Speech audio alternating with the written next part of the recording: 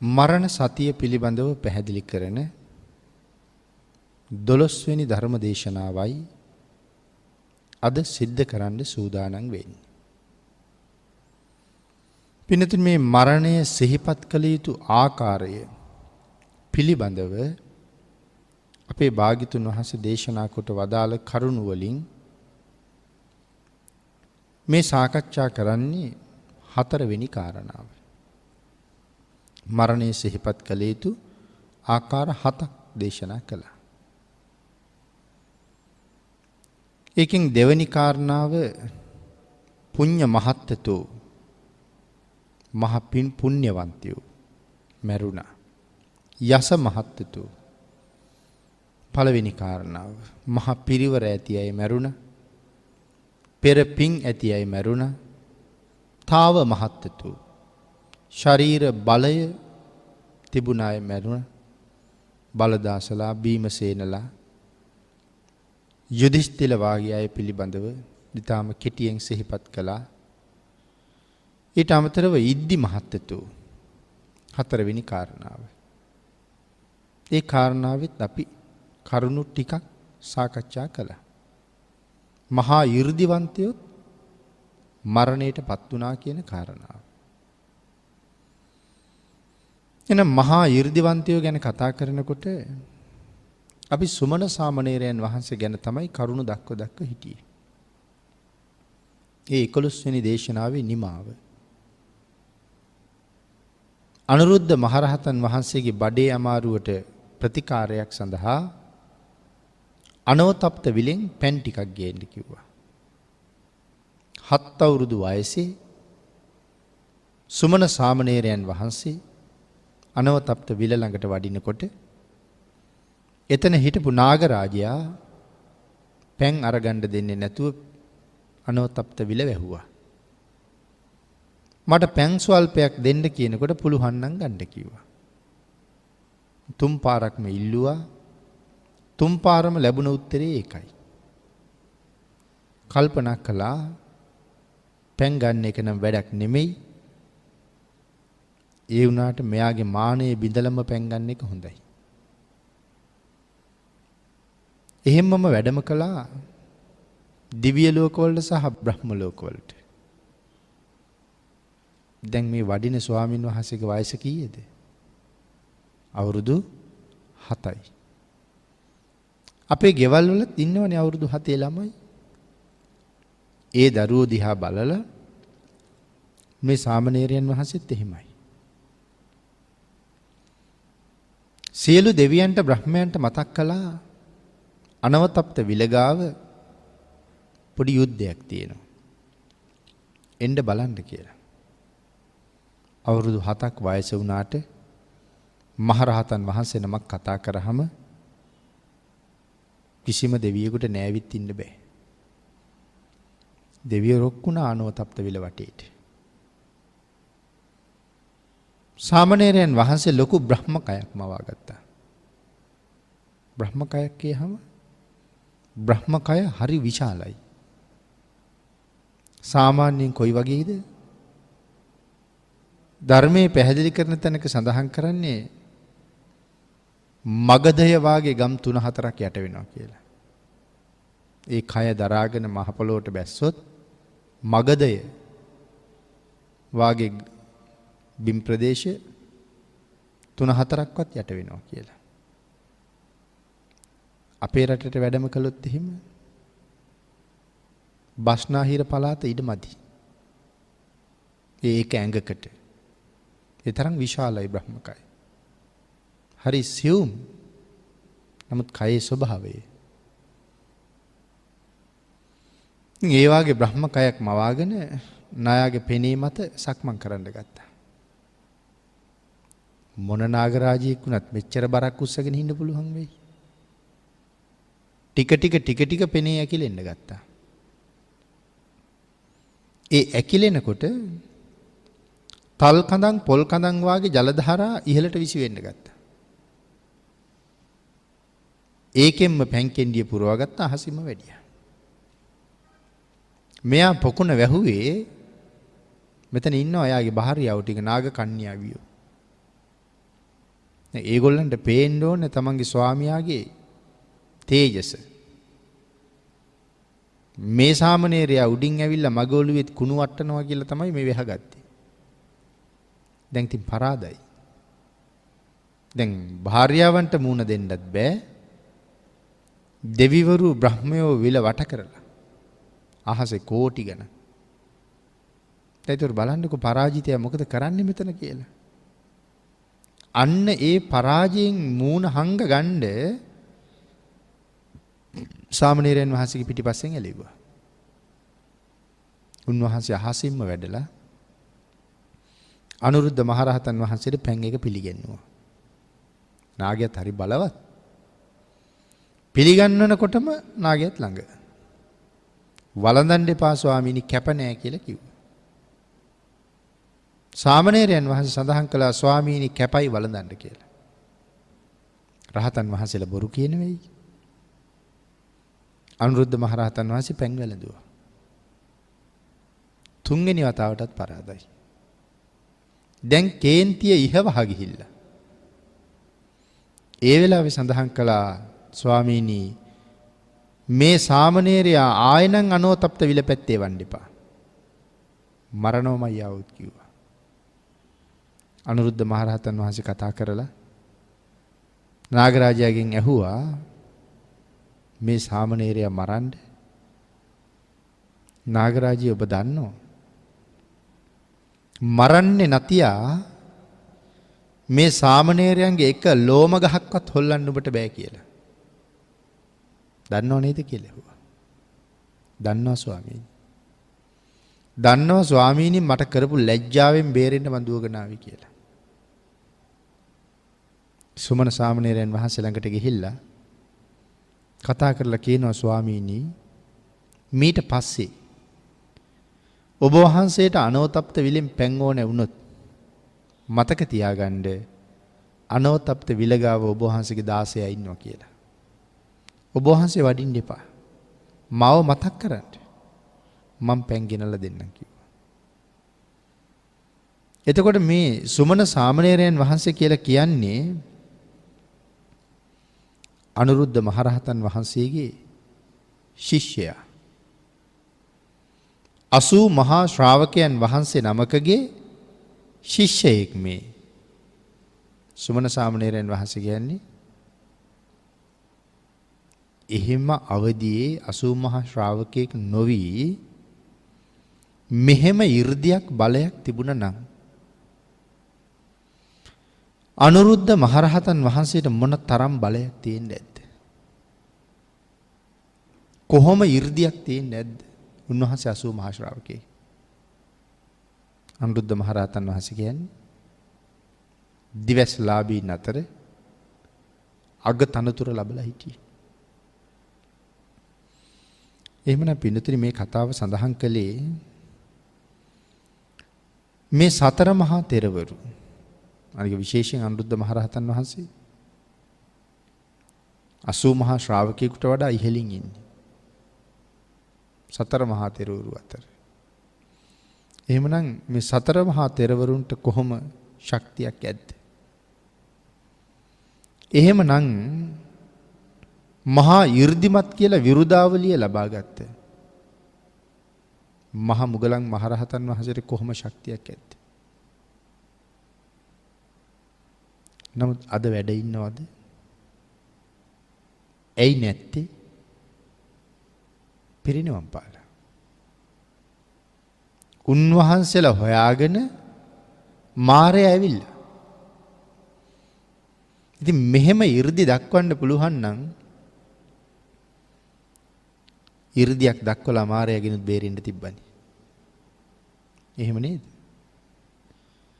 මෙහෙම 이르දි වන්තයෝ මරුත් සමග ගියා නම්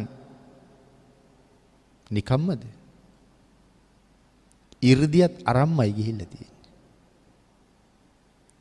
මහමුගලන් මහරහතන් වහන්සේ පිරිනිවන් පානකොට ඒ 이르දිය කාට හරි ප්‍රයෝජනෙට ගන්න කියලා තියලා වැඩියද? 이르දියත් අරම්ම ගියා. උන්වහන්සේලාත් ගණ්ඩ මාරයට පුළුවන් නම් මොකවත් නැති අපි ගන්නවා කියන එක වැරද්ද. සංවේග උපදවලා මරණය සිහිපත් කරන්න ඕනේ. අපි මේ ශක්තිවන්තයන්ගේ ශක්තිය පින්නතුනි මේ කතා කළා නෙමෙයිනේ. යන්තම් එහෙම් මෙහෙන් හිතුවා. ස්පර්ශ කරන්නවත් බැරි වුණා. මේ ශක්තිය ගැන කතා කරුවොත් සාමාන්‍ය ප්‍රඥාවක් තියෙන අපිට තේරෙන්නේවත් නැහැ. මහා මුගලන් මහරහතන් වහන්සේගේ 이르දිය එහි පිල්ලම් ගහනකොට කී පාරක් රූප කීයක් මවන්න පුළුවන්ද? නන්දෝපනන්දගේ බඩ ඇතුළට වඩින්නේ කොහොමද? එළියට වඩින්නේ කොහොමද? නන්දෝපනන්ද කියන්නේ හරි බලවත් නාගයෙක්.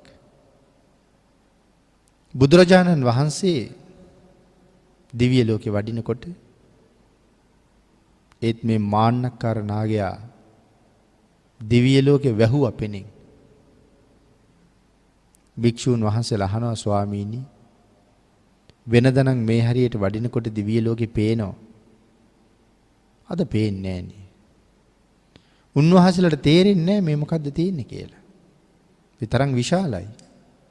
භාග්‍යතුන් වහන්සේ දන්නවා. රහතන් වහන්සේලා කී දෙනෙක් ඉදිරිපත් වුණාද? ස්වාමීනි මම නන්දෝපනන්දව দমনය කරන්නම් කියලා.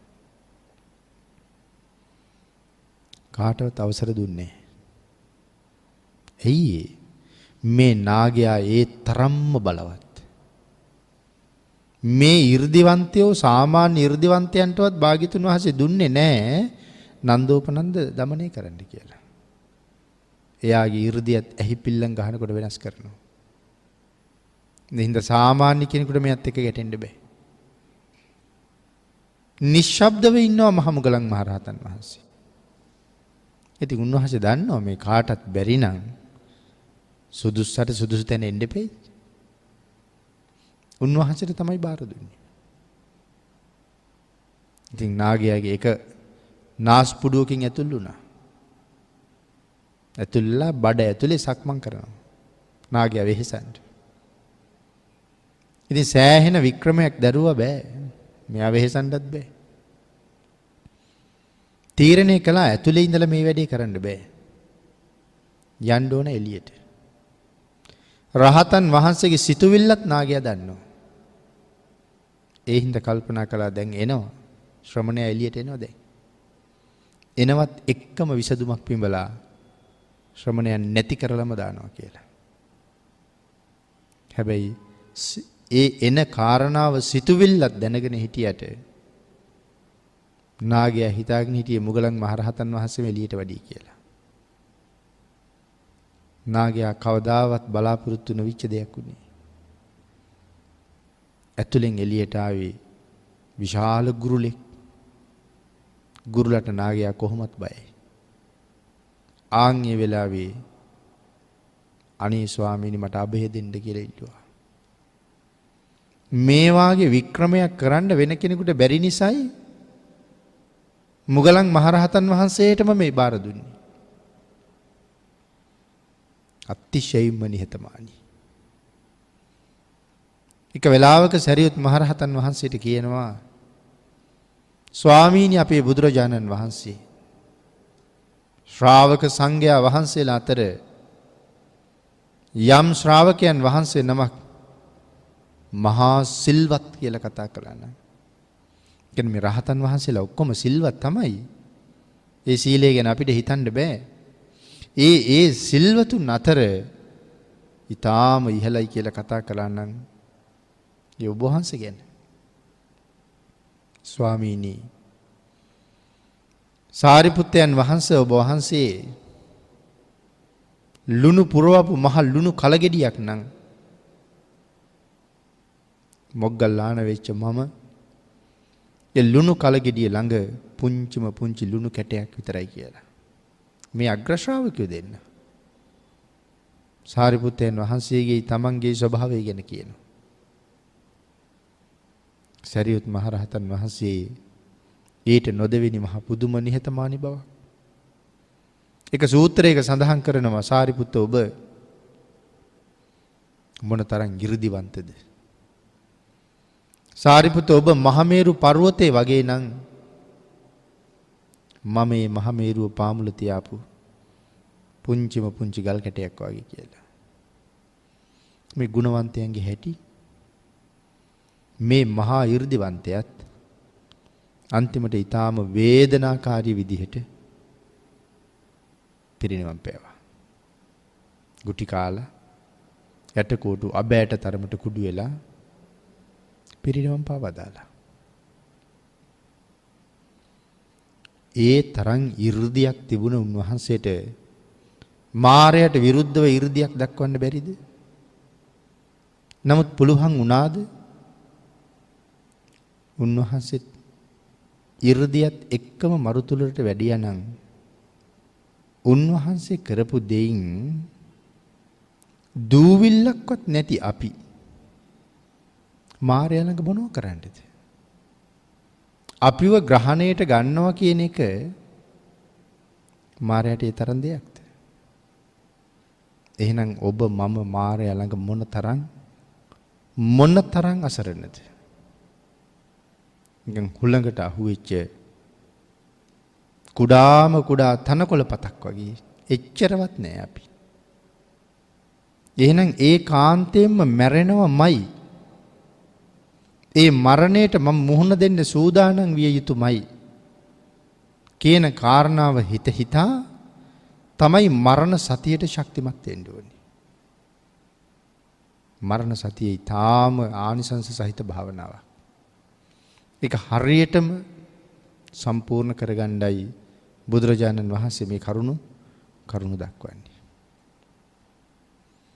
එහෙනම් ඒ තරම් මහා 이르දිවන්තයොත් මරණයට වැඩියා. මේ ශාසනයේ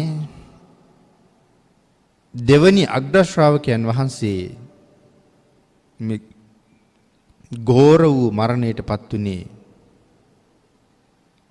සඳහන් කරනවා සිංහ මුඛයට හසු වෙච්ච මුව පොව්වෙක් වගේ කියලා. සිංහයාට අහු වෙච්ච මුව පැටිය මොනව කරගන්නද?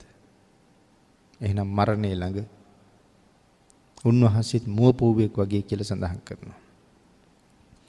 සක්වලවල් ගණනාවක් 이르දියෙන් සොලවන්න උන්වහන්සේට පුළුවන්කම තිබ්බා. එක සක්වලක් නෙමෙයි සක්වලවල් ගණනාවක් හොලවන්න පුළුවන්. ඒ තරම් 이르දිය ප්‍රබලයි. මේ මහ පොළොව කරකෝල අරගෙන මහමේරු පර්වතයේ උඩින් නමලා මහමේරු පර්වතයේ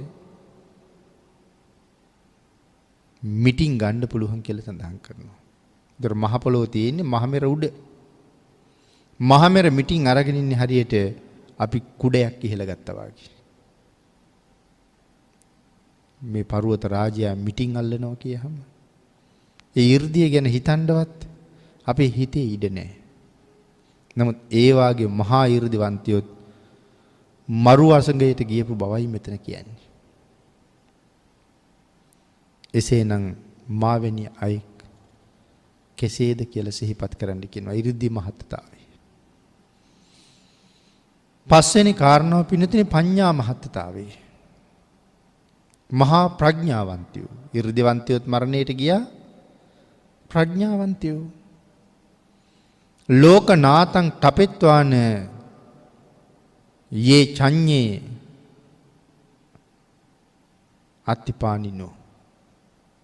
සරියුත් මහතෙරුණුත් භාග්‍යතුන් වහන්සේත් සරියුත් මහතෙරුණුත් හැර එදා ජීවත් වුණ ප්‍රාණීන් එක පැත්තකට ගත්තොත් බුදුරජාණන් වහන්සේයි සරියුත් මහරහතන් වහන්සේ දෙනම වහන්සේ අත්හරිනවා. එතන ඉඳලා මුගලන් මහරහතන් වහන්සේගේ ඉඳලා 80 මහා ශ්‍රාවකයන් වහන්සේගේ ඉඳලා සියලුම මහරහතන් වහන්සේලා අනිකුත් සියලුම බමුණු පඬිවරු ඇතුළු ඒ සියලු දෙනා තවත් නොඑක් මහා ප්‍රඥාවන්තයෝ සියලු දෙනාම එක පැත්තකට ගත්තොත් ඒ සියලු දෙනාගේම ප්‍රඥාව හිතා ගන්නවත් පුළුවන්ද දැන් ওই කාරණාව? ඒ සියලු දෙනාගේම ප්‍රඥාව මෙතන සඳහන් කරනවා සරියුත් මහරහතන් වහන්සේගේ ප්‍රඥාවෙන් 12 කලාවෙන් එක කලාවක් තරම්වත් සමාන නැහැ කියලා. බුදුරජාණන් වහන්සේ හැර අන් සියලු දෙනාගේම ප්‍රඥාව. එතන ඉන්නවා මහා මුගලන් මහරහතන් වහන්සේ, මහා කාශ්‍යප මහරහතන් වහන්සේ, මහා කච්චායන රහතන් වහන්සේ, කිම්බිල මහරහතන් වහන්සේ, අනුරුද්ධ මහරහතන් වහන්සේ ආදී මේ 80 මහා ශ්‍රාවකයෝ සියලු දෙනා වහන්සේ මේ. අනික් සියලුම මහා ප්‍රඥයෝ ඉන්නවා. ඒ සියලු දෙනාගේම ප්‍රඥාව එක පිටක් කරාම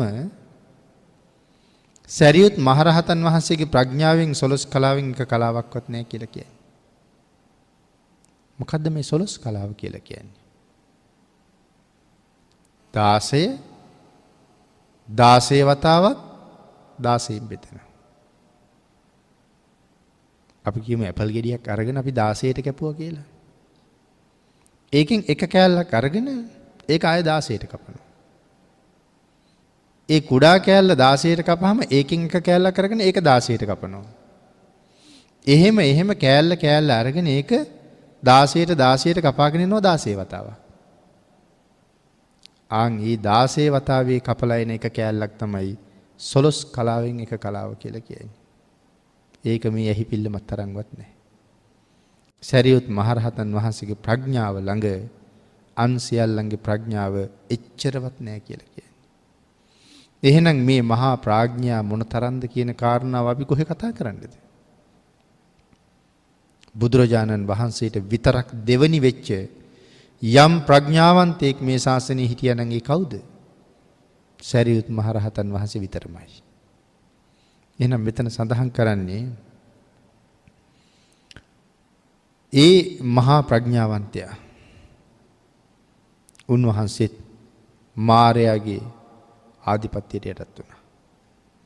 උන්වහන්සේ හරහාත් මාරයාට ආධිපත්‍ය පතුරවන්න පුළුවන් වුණා. ඒ ප්‍රඥාව පාවිච්චි කරලා මාරයා මෙල්ල කරලා මාරයා එක තර්ක කරලා මාරයා එක වාද කරලා මාරයා පරද්දලා උන්වහන්සේ ජීවත් වෙන්න තිබුණේ නැද්ද? එහෙම වුණේ නැහැ. මාරයා තමන්ගේ ආඥාව සාරිපුත්තයන් වහන්සේගේ ප්‍රඥාව හරහා පැතිරෙව්වා. සාරිපුත්තයන් වහන්සේත් පිරිනිවන් පාවදාලා. නිකම්ම නෙමෙයි ඒ ප්‍රඥාවත් අරගෙනම පිරිනිවනට වැඩියා.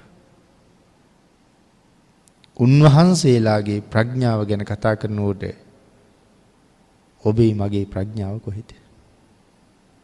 අපි උගත්කම් මොනවද? එහෙනම් ඉතින් අපි හරහා බලය පතුරවනවා කියන එක මාරයට වැඩක්ද? මාරයට අපි ගැන හිතන්නවත් දෙයක් නැහැ. මාරයට අපි දිහා හැරෙන්නවත් දෙයක් නැහැ. අපි ඒ තරම්ම මරණයට කැපවෙච්ච අය.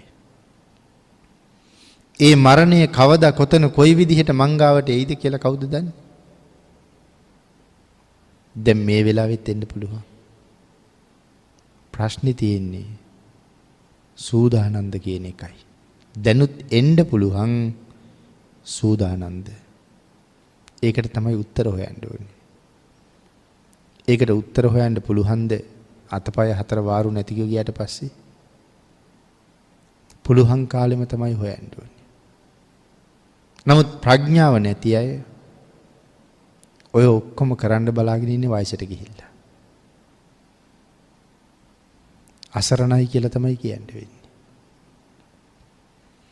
පින්තුනි, ඊටාම කෙටියෙන් මේ කරුණු අපි සාකච්ඡා කරන්නේ. හැබැයි කෙටියෙන් දැනගෙන මරණ සතිය වඩන්න බෑ. මේ පිළිබඳව තව කරුණු හොයන්න ඕනේ. හොය හොයා මරණය සිහිපත් කරන්න ඕනේ. එහෙමන පින්තුනි, සරියුත් මහරහතන් වහන්සේගේ ප්‍රඥාව ගැන කියන කොටස, මුගලන් මහතෙරුන්ගේ 이르දිය ගැන කියන කොටස, මේ පිළිබඳව විශාල අවබෝධයක් අරගෙන අපි හිතන්න ඕනේ මරණය ගැන. මේ වගේ ඊර්දිමතුන්ටත් ප්‍රඥාවන්තයන්ටත් මේ මරණය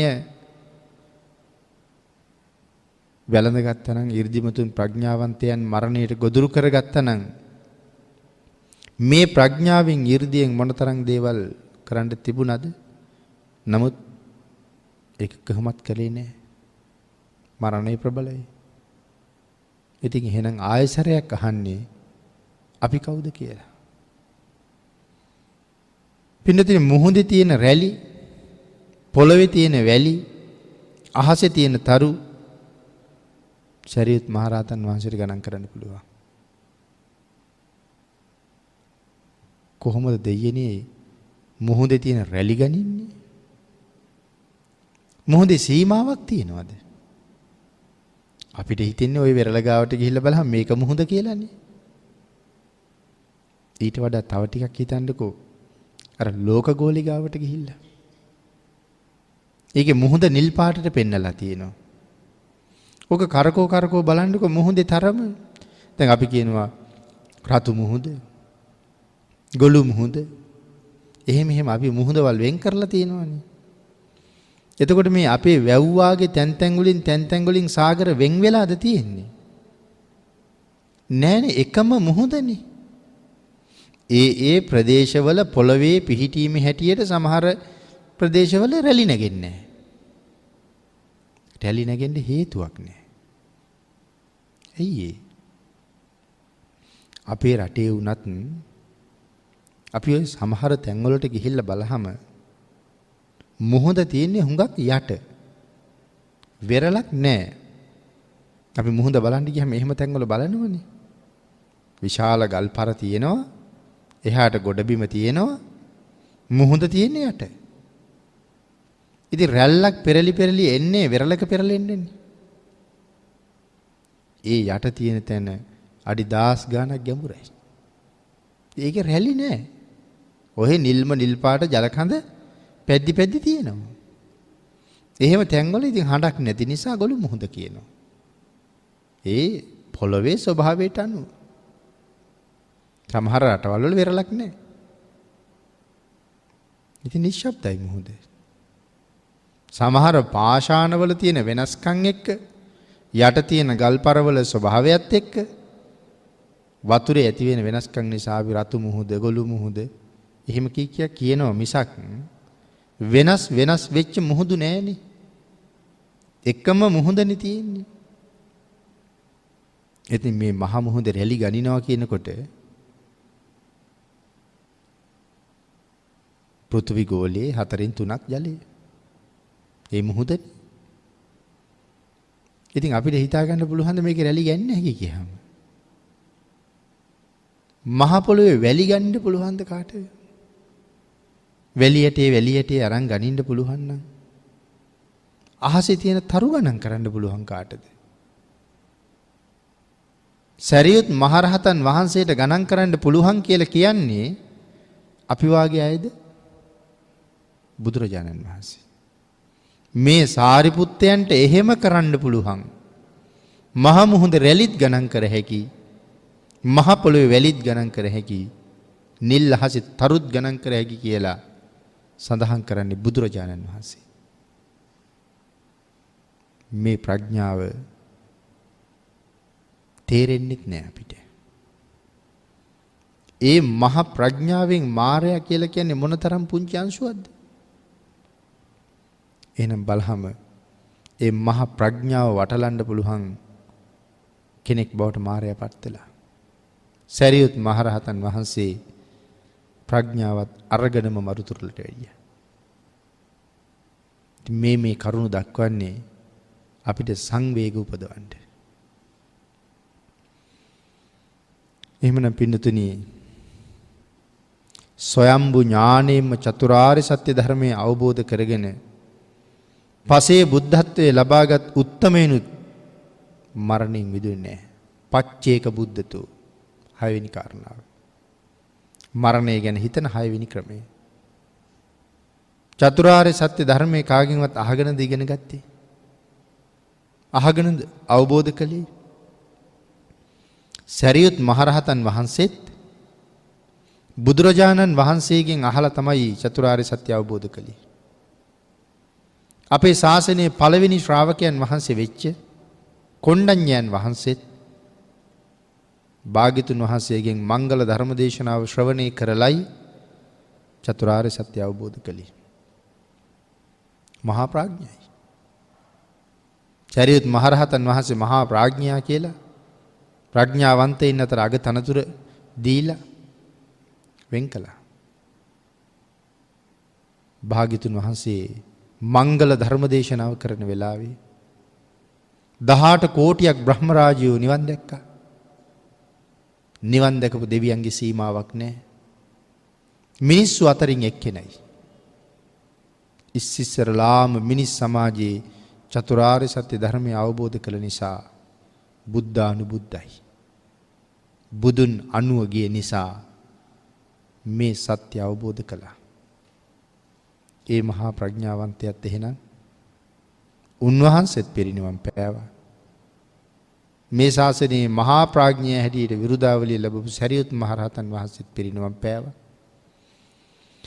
සරියුත් මහරහතන් වහන්සේට අඤ්ඤා කොණ්ඩඤ්ඤයන් වහන්සේ ඇතුළු ඒ මහරහතන් වහන්සේලාට වඩා මොන තරම් ඉහළින්ද වැඩ ඉන්නේ පසේ බුදුරජාණන් වහන්සේ. කාගෙන්වත් ඇහුවේ නැහැ. තනියමම ස්වයං ඥාණයෙන්ම අවබෝධ කරගත්තා චතුරාර්ය සත්‍යය. ආන්ගේ නිසා එහෙම ලබාගත් උත්තමයිනුත් මරණයෙන් මිදුනේ නැහැ කියලා සඳහන් කරනවා. කෙසේනම් මම මිදෙන්නද?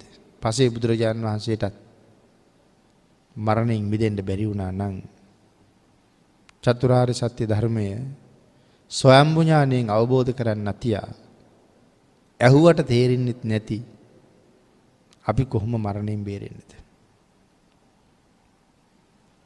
තං තං නිමිත්ත මාගම්ම වීමං සත්තා මහේසයෝ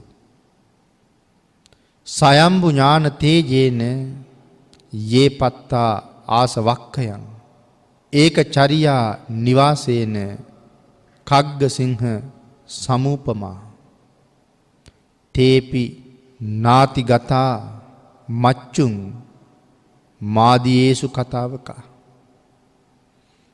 ඒ නිමිත්ත පැමිණි නිසා මහා පරීක්ෂණයක් කරමින් විසුව නිසා තමා තුළ ඉපදුන ඥාන තේජසින් යමෙක් ප්‍රාප්ත වෙනවා නම් අරහත්වයට තනිව හැසිරෙන කඟ වේන අඟකට උපමා සහිත ඒ පසුයි බුදුරජාණන් වහන්සේලාද යටත් කළා මරණය. එහෙම නැත්නම් පසේ බුදුරජාණන් වහන්සේලාද යටත් කළේ නෑ මරණය. මරණය පසේ බුදුරජාණන් වහන්සේලා යටත් කළා. පසේ බුදුරජාණන් වහන්සේලා විසින් මරණය යටත් කළේ නෑ.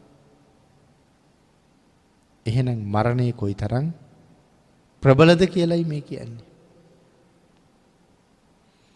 එහෙමනම් පින්නතුනි ඒ මහා උත්තමයන් වහන්සේලාත් මරු වසඟයට වැඩිය නම් අපි කවුද? දැන් භාග්‍යතුන් වහන්සේ මේ තරම් කරුණු දක්ව මේ කාරණාව උනන්දු කරන්නේ ඇයි? මරණය පිළිබඳව සංවේග උපදවලා මාරයා ළඟ මම නිකන් බොල් පොහුගොඩක් කියන එක මට අවබෝධ කරවලා මම නිකන් අර හුළඟේ පාවෙන පුළුම් බෝලයක් වගේ මාරයටම නතු වෙලා ඉන්න බව තහවුරු කරලා මේ ලැබිච්ච උතුම් මනුස්ස ජීවිතෙන් වහවහ ප්‍රයෝජන ගන්න උනන්දු කරවලා මරණ සතිය වගේ උතුම් භාවනා වඩලා දියුණු කරලා මරණ නැමැති සුළං රැල්ලට ගසාගෙන ගියත් අනතුරක් නොවන තැනට ගෙනියන්නයි මේ කරුණ දක්වන්නේ. ඒ නිසා මරණය සිහිපත් කරනවා කියන එක කෙනෙකුට ජීවිතේ එපා කරන දෙයක්ද? සමහර අය හරි බයයිනේ. බුද්ධ ආගමේ කොහෙන් කතා කරුවත් අනිත්‍යයි දුකයි කතා කරලා තියෙනවා. ඒ හින්දා බුද්ධ ආගමට කැමති නෑ. ලෝකෙ කොහෙවත් සැප නෑ. ඇත්තම කතා කරපු නිසා දුක ගැන කියලා තියෙනවා. සැපේ හිණිපෙත්තට ගියපු කෙනත් පරම දුකක්මයි විඳින්නේ. ඒ සැපේ තුල පුදුම දුකක් තියෙනවා. ඒ සැපේට ළඟා වෙන්න පුදුම දුකක් වින්දා. දැන් ඒවා ආරක්ෂා කරගන්න පුදුම දුකක් විඳිනවා. ඒක තේරෙන්නේ නැහැ සාමාන්‍ය කෙනෙකුට. ඒ හින්දා භාග්‍යතුන් වහන්සේ මේ දුක්ඛිත ස්වභාවය මනවින් පෙන්වුවා. අනිත්‍ය ස්වභාවය හැබැවින්ම ජීවිතයේ අනිත්‍යයි නම් ඒක අපි දැනගෙන ජීවත් වෙන්න එපයි. එතකොට හරි ශක්තිමත් නේ. එතකොටනේ මේ මරණයෙන් බේරෙන්න වැඩ කරන්න පුළුවන්. අපේ ඇඟ ඇතුලේ ලෙඩක් තියෙනවා නම් ඒක දන්නවා නම් හොඳයි. පිළිකාවක් තියෙනවා කියලා දන්නවා නම් දැම්ම ප්‍රතිකාර කරනවා. පිළිකාව ඇඟ පුරාම පැතිරුණාට පස්සේ කරන්න දෙයක් නැහැ. මරණය ගැන දැම්ම දන්නවා නම් මොනවා හරි පින් කරලා ලැහැත්ති වෙනවා. මරණ බව අමතක වෙලා හිටියොත් පංචකාමයෙන්ම මත් වෙලා මැරිලා සතර පායට යනවා. ඉතින් ඒකනේ භාග්‍යතුන් වහන්සේ මේ අනිත්‍ය දුක පෙන්නලා අපි දුර්වලය කරලා නෙමෙයි තියෙන්නේ. ශක්තිමත් අය බවට පත් කරලා. ඒක තේරෙන්නේ ප්‍රඥාව තියෙන අයට විතරයි. පින්නතුනි ධර්මදේශනාවට තියෙන කාලය නිමා වෙලා තියෙන නිසා මරණ සතිය නිවැරදිව වඩන්නේ කොහොමද කියන කරුණු සාකච්ඡා කෙරෙන මේ දේශනා මාලාවේ 12 වෙනි දේශනාවයි මේ නිමා කරන්නේ.